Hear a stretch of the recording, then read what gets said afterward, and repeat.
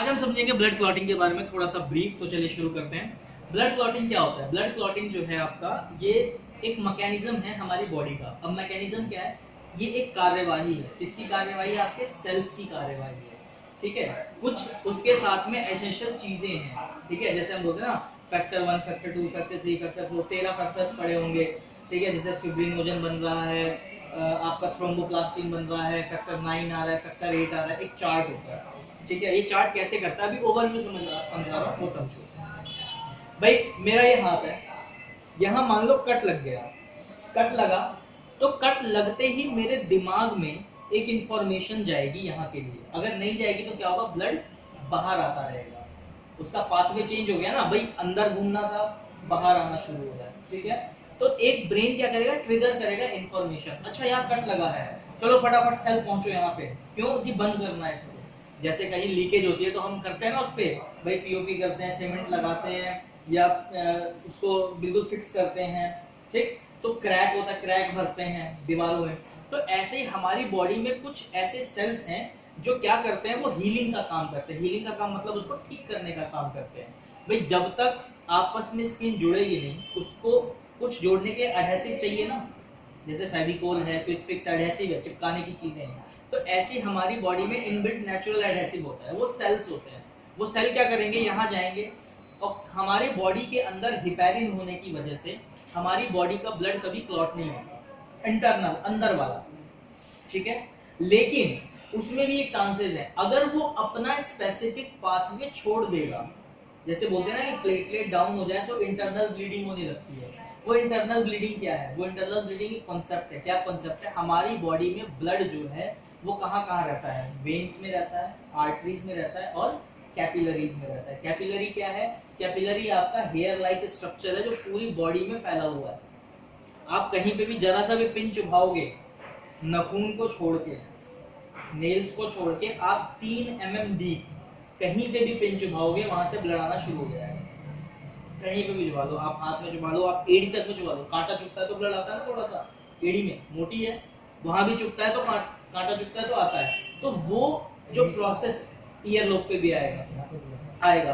पूरी बॉडी में जहां पे भी स्किन है, नेल्स के ऊपर तो स्किन नहीं, लेकिन इसके अंदर है, कभी नाखून में चोट लगता है तो नीला नीला निशान पड़ जाता है, या कभी उंगली दीवार उसमें गेटों में आ जाती है तो देखते हो आप, कभी कभी यहाँ नीला होता है, वो धीरे धीरे नाखून में आता है, फिर वो बाहर निकलता है। तो वो क्या है? वो इंटरनल क्लॉटिंग हो गई, दब गया, मांस दबा, कैपिलरी फट गई, कैपिलरी ब्लास्ट हो गई। जब कैपिलरी ब्लास्ट हो गई तो वहां क्या हुआ? अब वो दोबारा से हील हो रही है, कैपिलरी वापस से जुड़ रही है।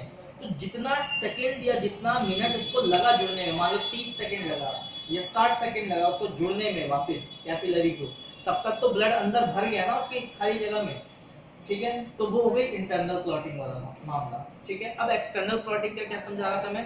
कट लगा, हमारे दिमाग ने इंफॉर्मेशन भेजी, ऑक्सीजन की प्रेजेंस में जो हमारे बॉडी के हिपैरिन है वो डीएक्टिवेट हो जाता है, ठीक है। उसमें और भी फैक्टर काम करते हैं, मैं खाली ऑक्सीजन की बात नहीं कर रहा, और भी करते हैं, लेकिन ऑक्सीजन का मेन रोल करता है, ठीक है। जैसे ही वो आया एयर के कांटेक्ट में, ब्लड के सेल्स क्या हो गए?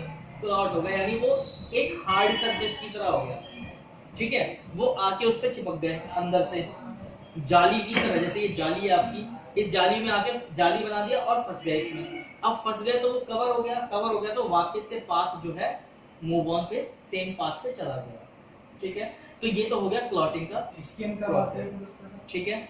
अब स्किन का बात है, जब आपके सेल्स, अपर सेल्स, एपिथेलियल सेल है या जो भी सेल्स है वहां पे, ठीक है, या जो टिश्यूज है, वो धीरे धीरे वहां जनरेट होना शुरू होते हैं। जब जनरेट होते हैं तो आपने नोटिस किया होगा कि जब पपड़ी हटती है तो हल्का क्रीमिश कलर का दिखाई देता है, पिंक कलर की स्किन होती है, फिर वो धीरे धीरे वापस से आपके स्किन टोन के साथ मैच होती है। कभी बहुत ज्यादा तगड़ी खतरनाक चोट लगी होगी तो वहां निशान छूट जाता है, वो वापस उस कलर का नहीं हो पाता है, ठीक है। उसका भी कारण है, उसका कारण ये है कि वो एक फिक्स टाइम पीरियड पे जब तक उसको कलर अटेन करना तब तक वो रिहील नहीं हो पाई। क्लियर हो गया, ठीक है, किस तरीके से सेल वर्क करता है। अब आ जाते हैं कि ब्लड क्लॉटिंग होता क्या है और इसका हमारी बॉडी में फायदा क्या है।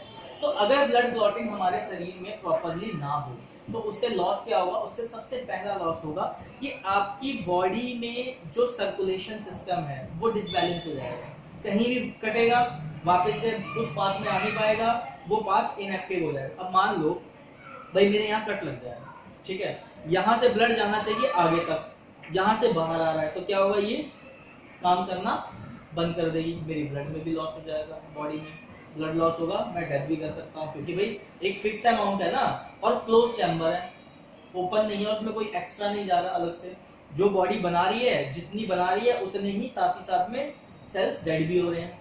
भाई आरबीसी जितने बन रहे हैं उसी के बराबर मुकाबले में वो डेड भी हो रहे हैं सेल्स हमारी बॉडी में, रोज सेल बनते हैं, रोज सेल डेड होते हैं, ठीक है।